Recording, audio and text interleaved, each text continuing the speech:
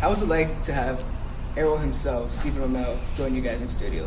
It was phenomenal. He's a really good guy. He's just like hanging out with a friend. I was worried there was going to be a lot of pressure and a lot of anxiety because he's so really, he's really famous. He's a huge celebrity. But he was very humble, very calm, and it really quickly you just felt at ease with him. Like, okay, I'm just hanging out with a person that I just met, and he's cool. So it was a great experience. It was one of the best nights of my life. No, when you guys were talking to him during the show, what can you take away from his comments about how DC handled their, say, announcement of the movie universe and how he feels how they're working on the TV universe? I think that my takeaway is that he's a very good speaker and he knows what to say and how much to say. I think that ultimately, whatever he said, I just agree with it. I told him, okay, that makes so much sense. That's really all I can say. You think Warner Bros. Will make an Arrow movie based on him, or at least have him on a DC movie and keep it separated from the show? Or have a different actor come in for Arrow? Into the movie universe? Yeah. I think that, in my humble opinion, I think that they should have a different actor.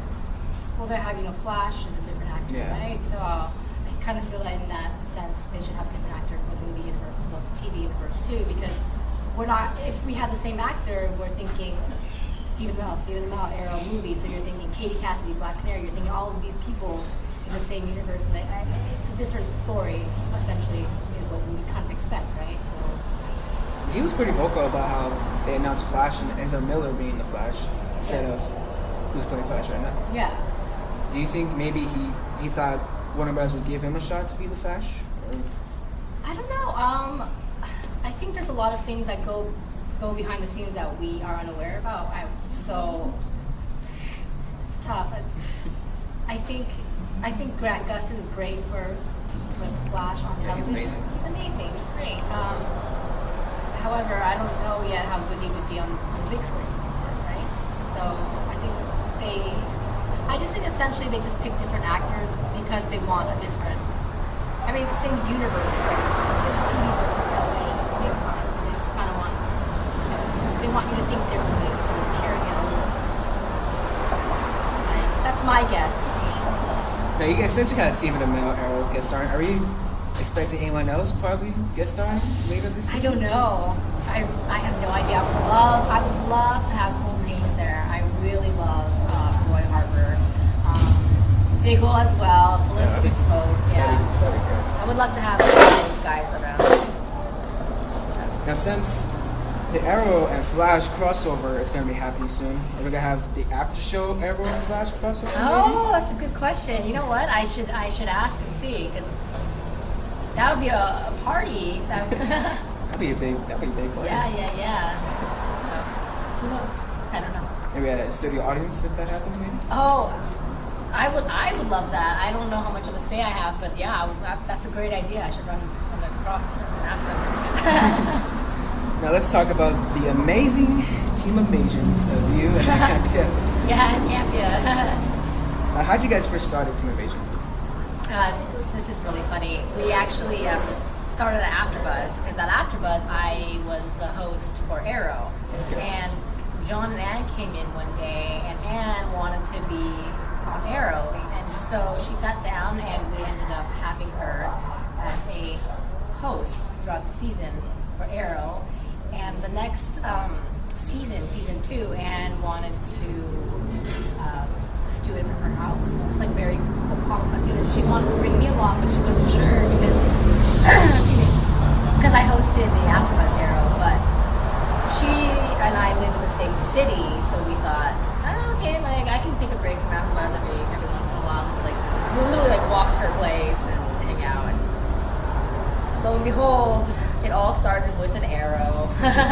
So we've only known each other for virtually 2 years, but we just, when you feel a connection with someone, and it rarely happens when you just like off the bat, like this is like my sister, and that's how it happened. No, on your weekly show, Speak Movie to Me, how do you guys pick the usual topics guys talk about usually? We pretty much rotate who leads the show. So you can tell like 1 week, whoever starts the intro is the one who basically broke down, and then we obviously share and give each other, oh, I want to add this, I want to add that, whatever. But we just rotate like, who wants to kind of bring out the topics. Now you just brought on the new shows. There's an After That. What does There's an After That show really does for you? You know, There's an After That is an awesome show. It's an awesome show where there's so many apps in this world, and there's so many apps that we don't know about that we can actually utilize and that are actually very, very useful. And so we thought, why don't we talk about these apps, download these apps, use these apps, and share it with people and tell them what we use it for and how useful it is, how much it costs, and that's kind of how it formed. So having fun with that. We're still working on that. Are you guys planning to maybe expand Speak Married to Me to maybe a daily basis, or just keep it a weekly show? I think right now we're probably going to keep it weekly. Yeah. Because if we do it daily, I mean, there's not enough. To be honest, because we have so many different little topics on our show, how many topics can we say from the daily, right? Right. Like, there'd be like 2 or 3. So, of course, we can have specials like, oh my god, we want to talk about this video game the whole entire time or something. Yeah. Now, what are you guys' plans for Team Amazing right now? Are you guys looking to maybe go out more, maybe? We've been talking about that. I've been really wanting to go out more and stuff. Hopefully, we can, shed more Team Invasion light at different cons and just go out there and get more notoriety. So yeah, we definitely want to grow and expand, but we'll see where we go. Baby steps, we call it. Baby steps. Yeah. And thanks to you, like you're always supporting us and helping us, and thank you so much for that. We appreciate you so much. Anyway, now you guys were at Comic-Con this past year. Mm-hmm. How was that like? This year's Comic-Con and the experience? Comic-Con's great.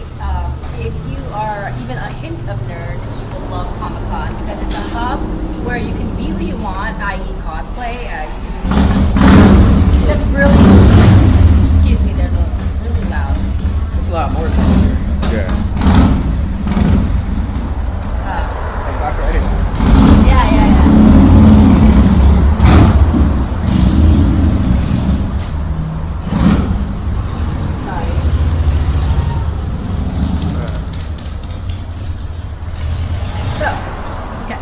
So yeah, Comic-Con, if you're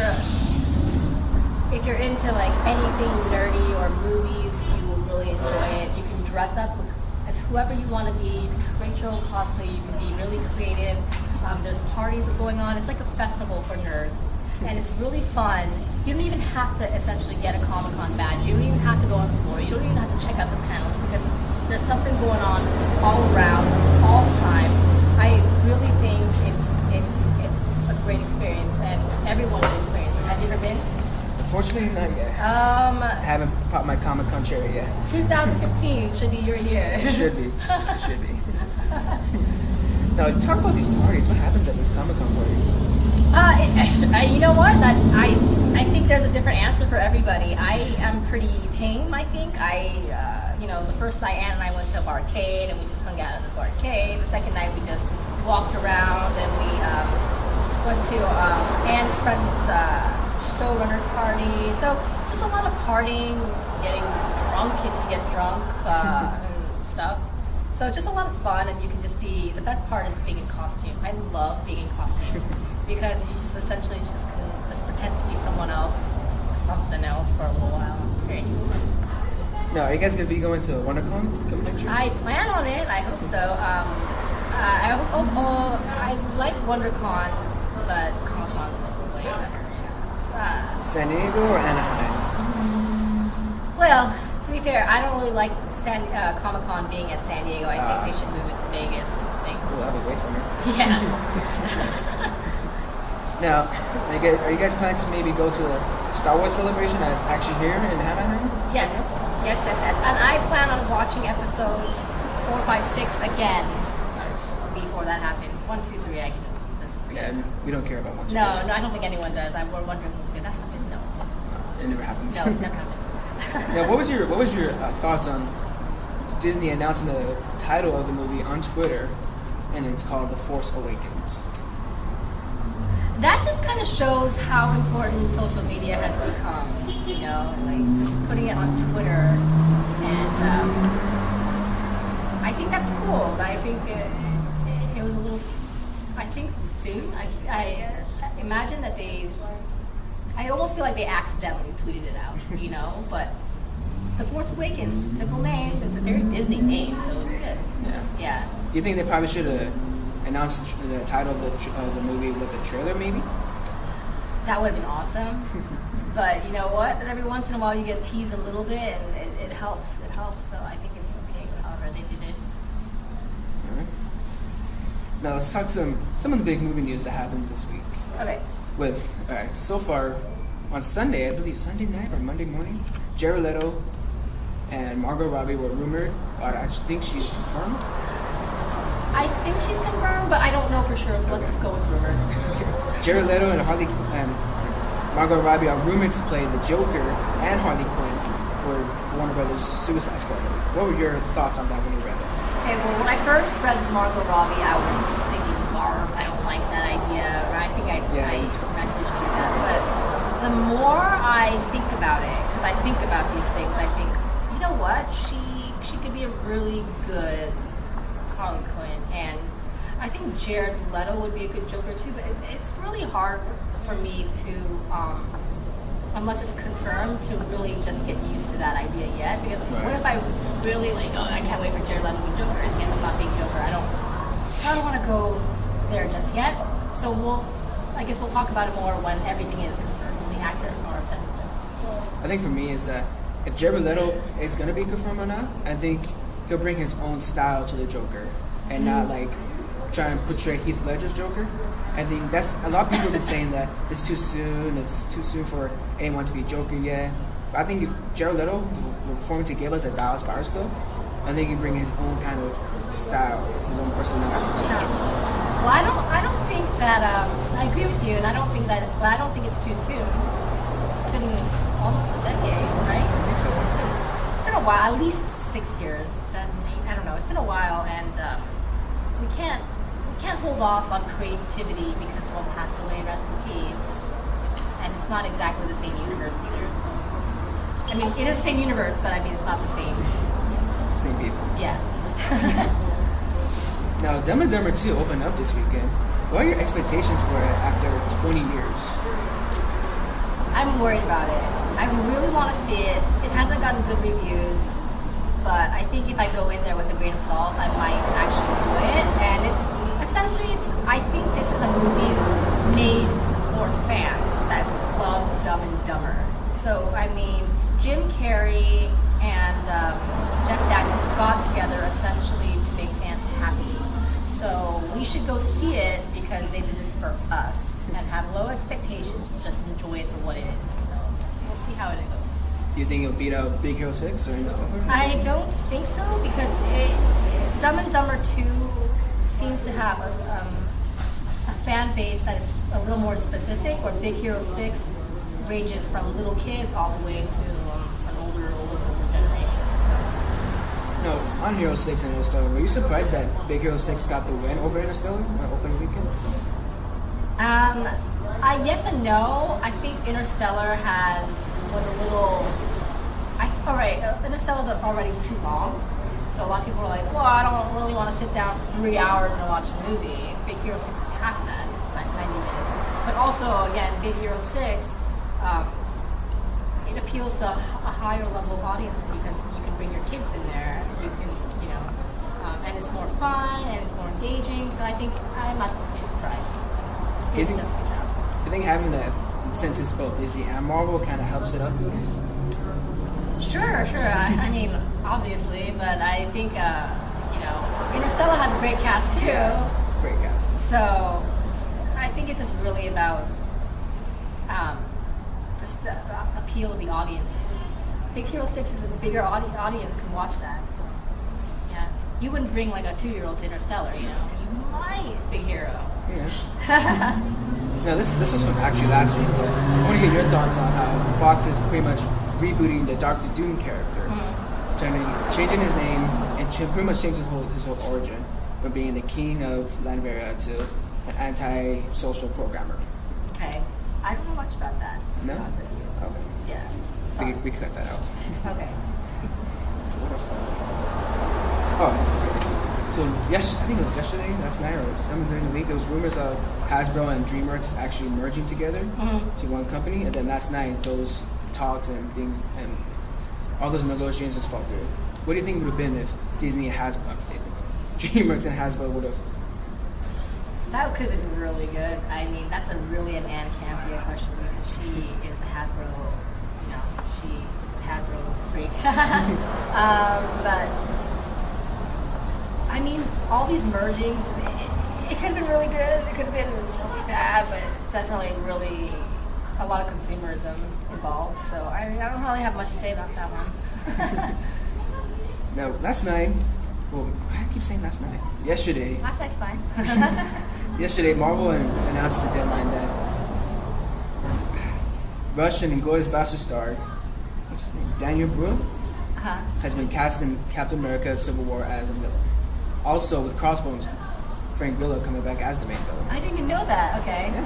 Wow, where am I been? Okay, that's cool. Let's get your initial thoughts on how Marvel is bringing those two back. Okay, so my initial thoughts right now is, wow, I'm digging that. That's all I gotta say. Now I've got to go back and research on that. So, thank you for that information. Do you think Frank Grillo, Crossbones' character, is the right character to be the main villain for Civil War? I think he can be. I'm not appalled by it at all. Like, not the way I felt when I realized that Gal Gadot. I always go back to Gal Gadot, but I just don't like the idea of her being a woman. That might change. I mean, who knows? But I think he can be. I really want to. I like reading articles and seeing like how it worked out and why it kind of happened. So I'll have to get back to you on that. I'm gonna get your over under. Hunger Games Mockingjay Part 1 makes 120 million opening weekend. Okay. Is it over or under? I would say it would be over. Over? Yeah. That's really aiming high, but yeah. You should play with me too. How about you? Over or under?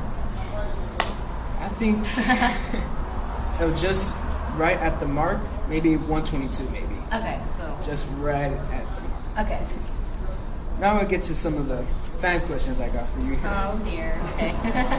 Andrew Silva from California writes, would you buy or sell a remake of the 1997 film The Saint? I would probably sell because I don't remember the movie. Paul Scanlani from England Okay. writes, which comic book character that hasn't got a TV series would you love to see made? A TV series. Okay. Oh. Like a standalone? Maybe like an X-Men character, like Psylocke or yeah, maybe her. That'd be interesting. Right? See, I'm thinking really going there. Okay. Marcus Lagoni from Arizona writes, what is your favorite movie of the year so far? That's a tough one. Maybe the first one that comes to mind is Dawn of Planet of the Apes. I loved Guardians of the Galaxy, but Dawn of Planet of the Apes, just like by a hair, beat it. Andy Serkis wins it? Yeah, yes, he was good. Everyone was good in that movie, and that movie's so good. So, yeah. I think for me, if I had to choose from all the movies I saw this year, I would say maybe Gone Girl by like. Oh this really? much, yeah. Oh. And I love I love Guardians. I love Planet of the Apes. I love Captain America, X-Men. I love it all, but I just when I saw Gone Girl, it was something that I've never seen before. From the David Fincher, it's like wow, it's really, really great. Okay. I don't know how I feel about Gone Girl yet. I still feel conflicted. Was it the ending? Yes, and it's just I'm a huge romantic at heart, and I want to believe that when you get married, it's not that twisted and messed up. So. Isaac Phillips from California writes, how will the CW lay the groundwork for DC TV universe? I'm sorry, can you repeat that? How will the CW lay the groundwork to build a DC TV universe? I think the big groundwork.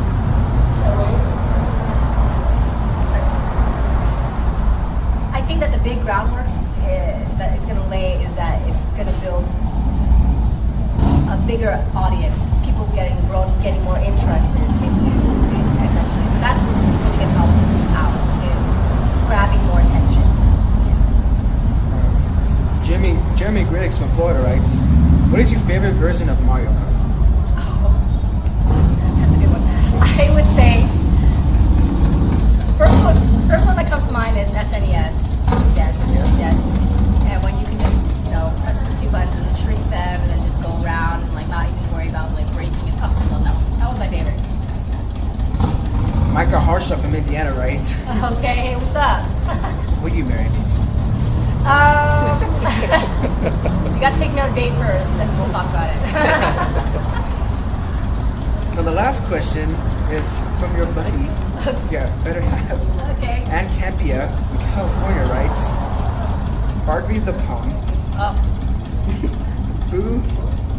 Boo's brother. Basically an FMK question.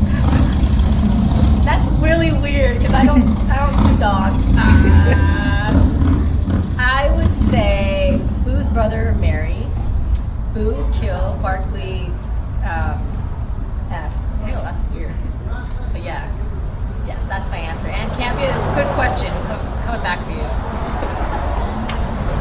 Well, that would do it for another edition of the Mac Attack. I'm your host, Sam the Magnus. With me as my guest, Kaori Takee from Team Amazing. And we're after show on AfterBuzz TV. Where can people find you at? You can find me at KAORIOUS. That's Kaorius on Instagram as well as Twitter. And welcome me too. Welcome me. There you go. And you guys can find me on Facebook at Sam Macias and Twitter and Instagram at SamMac55. Thank you again. See you next time.